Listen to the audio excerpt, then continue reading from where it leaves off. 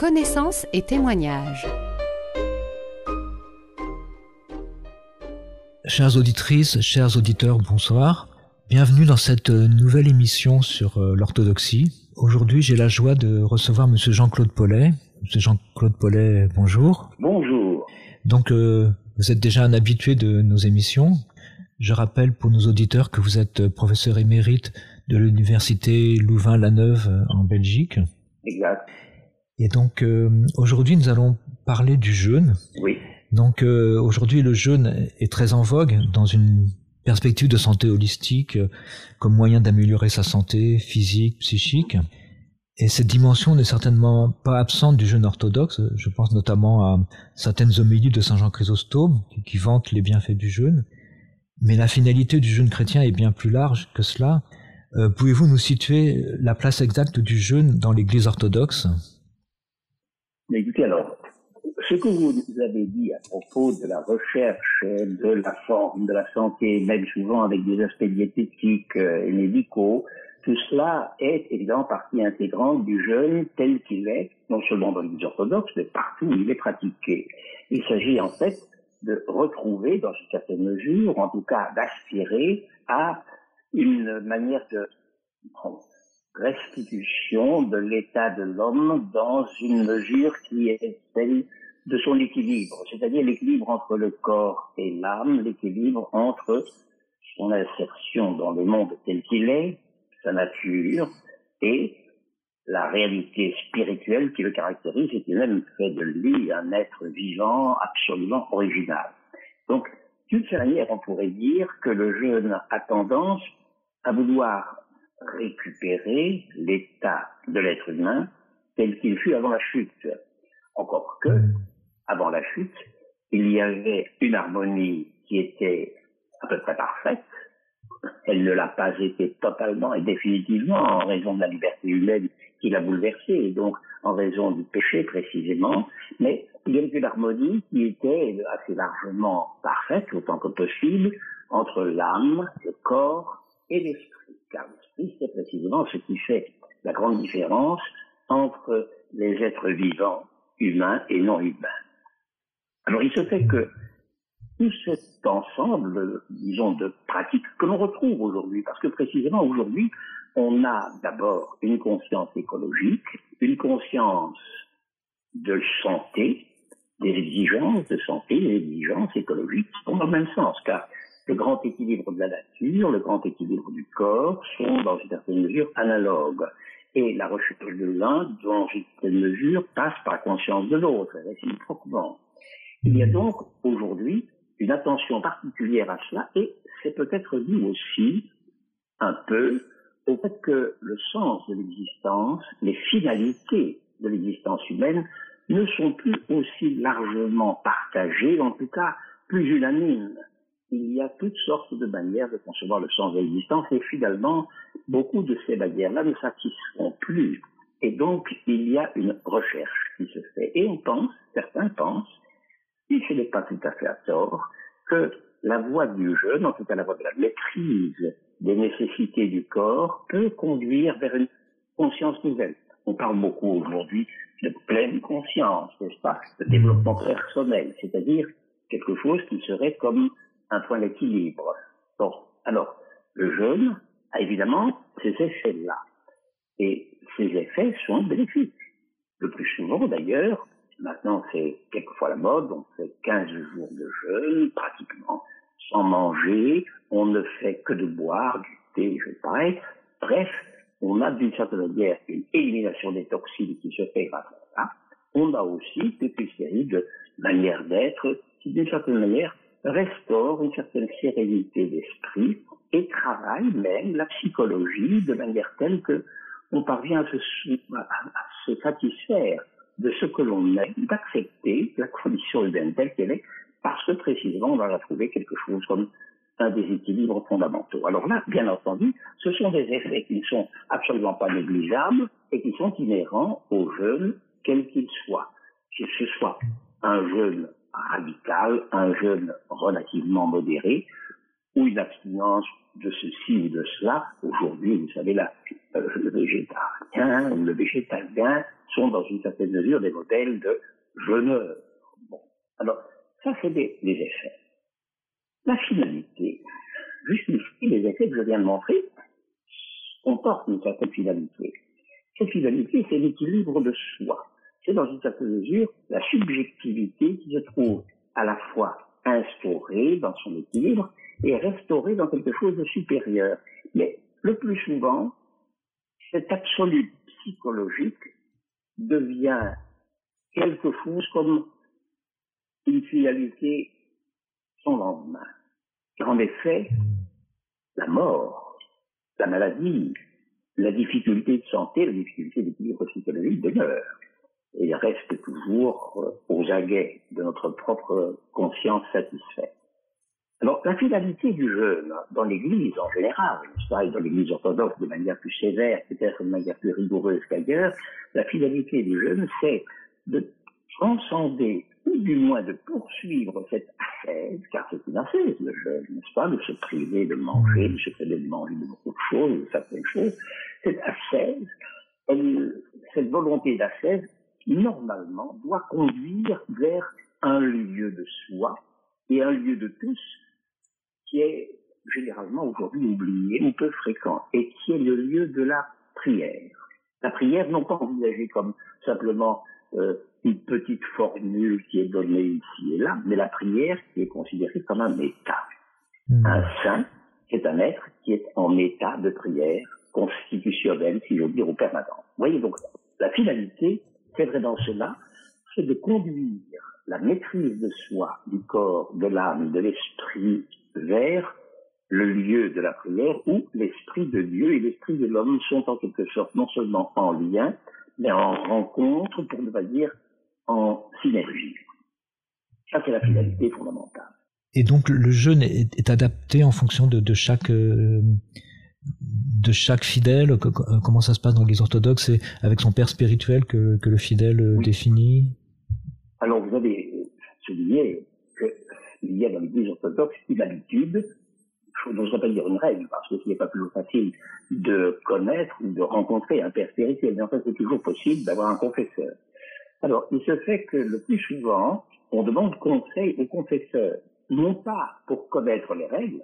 Donc on a la possibilité de demander à un confesseur, à un père spirituel, d'approprier les normes du jeûne et ses finalités à notre propre compétence, à notre propre capacité et surtout à notre situation. Il est fait que un moine vivant dans un monastère ne se trouve pas du tout dans les mêmes conditions de jeûner de quelqu'un qui est un homme d'affaires, qui a des rendez-vous avec des déjeuners, des affaires, avec des repas ici et là, et qui par conséquent ne peut pas accepter même l'idée de jeûner en permanence comme on l'exige au cours des grands carêmes par exemple. Donc, il y a nécessairement quelque chose comme une adaptation. Et cette adaptation, elle est tout simplement liée au fait que le propos, le but, la finalité du jeûne, ce n'est pas le jeûne lui-même et les effets qu'il peut apporter, c'est essentiellement d'arriver à un état spirituel qui est celui de la prière, c'est-à-dire de la communication avec Dieu. Et donc, il se fait que cette adaptation, eh bien, il vaut mieux quand même avoir un conseiller pour la réaliser, ne pas faire son propre régime soi-même en fonction de certaines choses qui peuvent être relativement contestables, mais il faut le faire à l'égard, je dirais, d'un conseiller qui est sage. La sagesse de la règle étant évidemment supérieure à la rigueur et à la lettre de la règle. Quelle est la fréquence du jeûne dans l'Église orthodoxe? Alors il faut distinguer, c'est pas vraiment une distinction, mais il faut se rendre compte qu'il y a le jeûne personnel et puis il y a le jeûne d'église. Le jeûne personnel, on peut, dans une certaine mesure, l'adapter, exactement comme je viens de le dire, en fonction des situations dans lesquelles on se trouve. Le jeûne personnel, on peut l'adapter. Il y a des gens qui jeûnent régulièrement en dehors des périodes de jeûne. Et le jeûne, du reste, peut avoir différentes formes. Il y a le jeûne alimentaire, bien entendu, qui est son sens radical, mais il y a aussi le jeûne qui évite les possibilités de distraction, de ce que Pascal appelait le divertissement, qui écarte précisément la conscience et l'action humaine de tout ce qui peut la conduire vers l'essentiel, c'est-à-dire des interrogations profondes et vers l'état de prière, qui est celui qui est recherché par tout chrétien. Bon, et ce fait, donc, il y a des mesures identitaires du jeûne, de telle manière, un autre jeûne d'une autre manière, mais il y a le jeûne collectif, il y a le jeûne ecclésial, qui lui a une signification très particulière. Car lorsqu'on jeûne en l'Église, c'est-à-dire lorsqu'on jeûne dans la totalité de la communauté chrétienne, on se trouve dans une unité qui est aussi une manière d'approprier notre nature à la présence de Dieu, c'est-à-dire à ce dont la prière est le véhicule. Le jeûne eucharistique, qui est encore pratiqué dans l'Église orthodoxe, n'est-ce pas? Le jeûne eucharistique, à savoir le fait de ne pas manger avant de communier, montre clairement que tout le monde, toute l'Église, toute l'assemblée des fidèles qui assistent à la liturgie eucharistique, toute cette assemblée-là se trouve dans une tension ascétique vers la prière, vers la rencontre avec l'Esprit, vers la rencontre avec le Christ, vers la consommation des dons qui sont consacrés. Cette manière collective de se préparer est aussi non seulement une manière d'achève, mais c'est une manière de rencontre, une manière de communion. On se trouve en quelque sorte sur le même chemin, dans la même démarche qui conduit vers la réalisation effective du grand mystère de la communion au corps et au sang du Christ. Donc il y a deux types de jeûne, ce jeûne personnel qui se fait, si je veux dire, à la manière de chacun, et puis il y a le jeûne ecclésial. Et ce jeûne ecclésial se fait notamment, comme je viens de signaler, pour toute Eucharistie. Il y a donc obligation, en tout cas nécessité de finalité du jeûne, précisément pour recevoir le corps et le sang du Christ dans un état de préparation effective, corps, âme et esprit. Alors, dans l'Église orthodoxe, évidemment, il y a de grands moments de célébration, parce qu'il y a une année liturgique, c'est-à-dire liturgique qui est une espèce de résumé de l'histoire du salut, de résumé cosmique de tout ce que Dieu a mis en place pour nous sauver grâce à l'incarnation de son Fils. Il se fait donc qu'il y a, au cours de l'année, des moments particuliers pour lesquels on se prépare. Ainsi, Noël, qui est la fête de l'incarnation, c'est-à-dire le grand moment où la promesse du salut universel se réalise à travers la naissance de Jésus-Christ. Alors le jeûne, vous savez, le jeûne c'est une quarantaine, c'est toujours 40, idéalement et complètement. Ça veut dire que le jeûne de Noël, l'avant, comme on dit chez les catholiques, n'est-ce pas? Oui. C'est-à-dire le jeûne de Noël, c'est 40 jours. 40 jours également pour le grand carême, avant Pâques.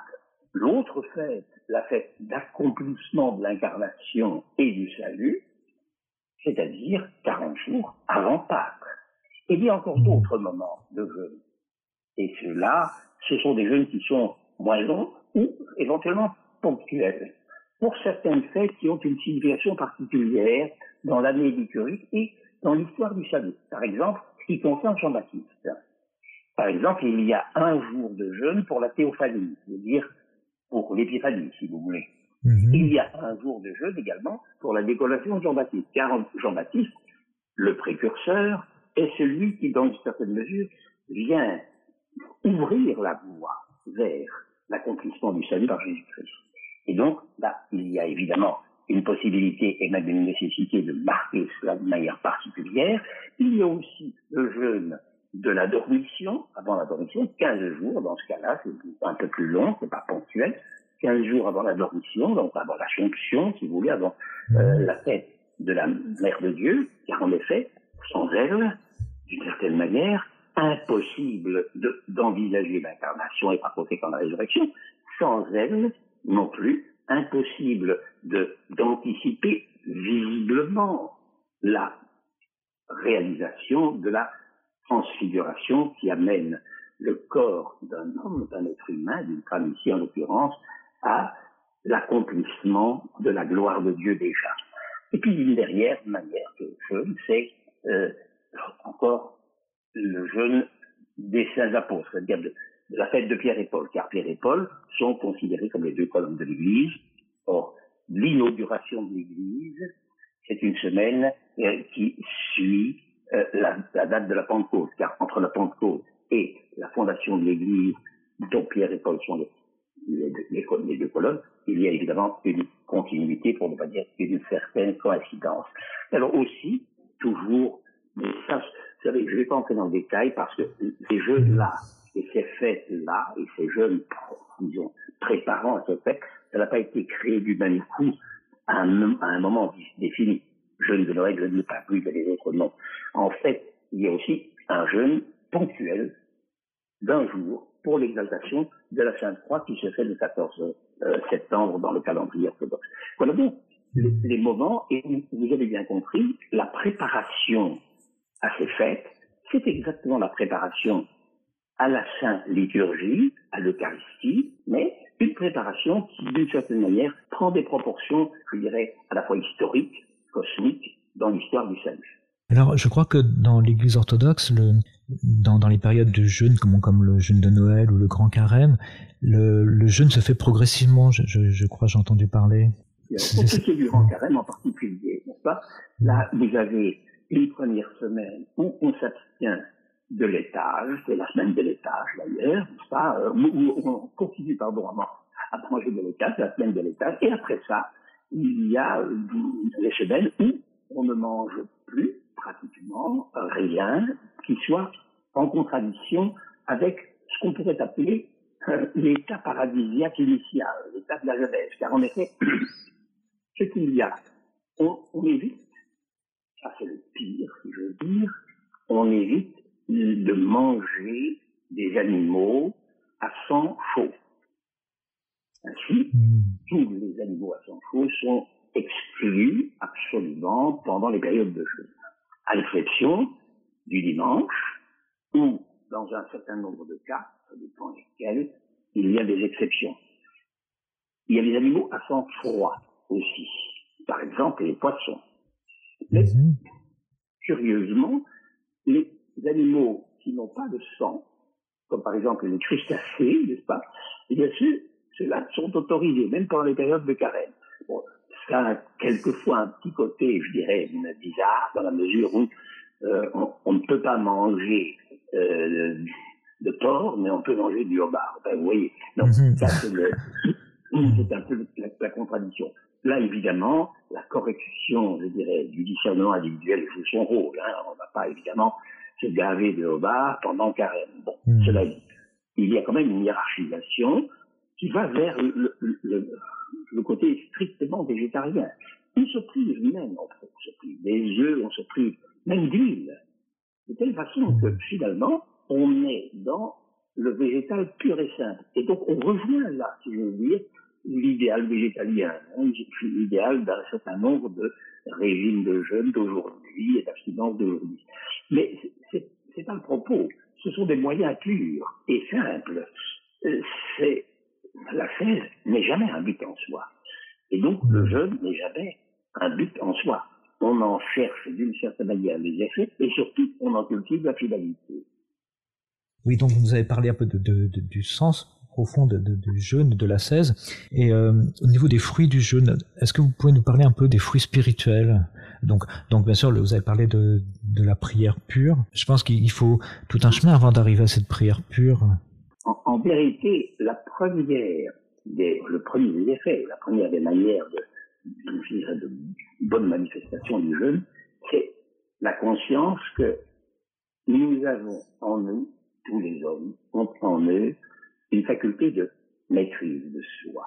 Et donc, nous avons la possibilité d'une maîtrise de soi par l'intelligence, et aussi par la discipline, par toute une série de traits qui sont des traits caractéristiques de ce qu'on pourrait appeler l'intelligence et la volonté. Donc, on exerce sa volonté intelligemment, rationnellement, de manière que on a finalement quelque chose comme une meilleure intégrité de son discernement. Ça, c'est un élément très important. Augmenter la possibilité de discerner.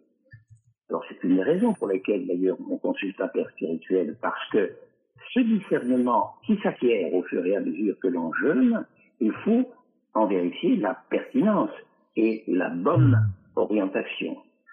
Donc, première chose, discernement, maîtrise de soi, rationalité, intelligence, maîtrisant la volonté, volonté, corrigeant l'intelligence, le cas échéant.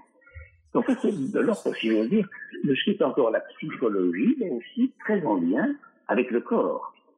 Il y a ce premier bénéfice incontestable, on en a parlé, et c'est un bénéfice qui existe souvent dans la plupart des manières de jeûne. Un deuxième point, c'est que une fois qu'on a atteint ce discernement, ou cette clarification du discernement par l'intelligence de la volonté, on finit par se rendre compte qu'il y a, au bout du compte, au bout de la perspective, quelque chose comme une vérité de l'esprit en l'homme. On saisit, on peut saisir, et ça contribue à faire saisir quelque chose comme le point d'appui de l'intériorité, le point d'appui de l'intériorité qui est en fait le lieu où l'esprit se manifeste dans le cœur de l'homme, c'est-à-dire au fin fond musculaire. Et donc, le deuxième bénéfice, la deuxième étape, si je veux dire, du bénéfice du jeûne, c'est précisément cette découverte de l'intériorité la plus profonde, qui est la présence de l'esprit humain en soi.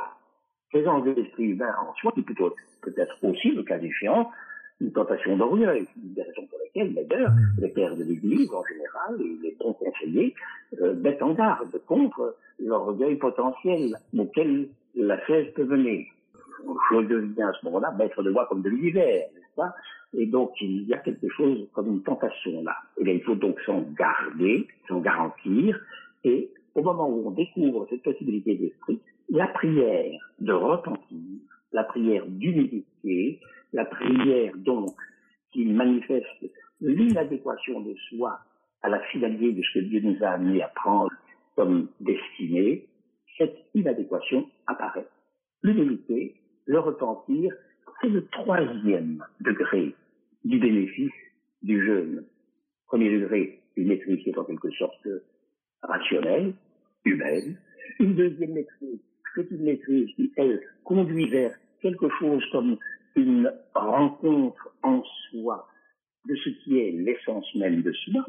Et puis, à partir de cette rencontre, par prière toujours, et une prière de repentir, on prend conscience de l'incommensurabilité entre ce que nous sommes comme maîtres de nous-mêmes et ce que Dieu nous appelle à être comme fils de Dieu.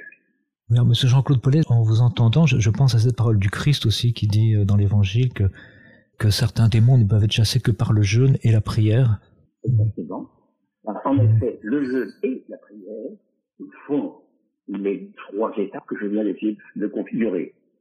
Il y a donc cette gradation qui se fait et qui, dans une certaine mesure, obtient alors que l'esprit de l'homme et l'esprit de Dieu soient en telle continuité, en telle synergie, que finalement, ce qui est demandé comme grâce est obtenu ou susceptible de l'être.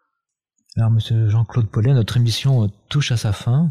Un grand merci de nous avoir parlé de cette pratique du jeûne, de la spécificité du jeûne chrétien, orthodoxe et chrétien, dans une société où beaucoup d'autres formes de jeûne existent aussi.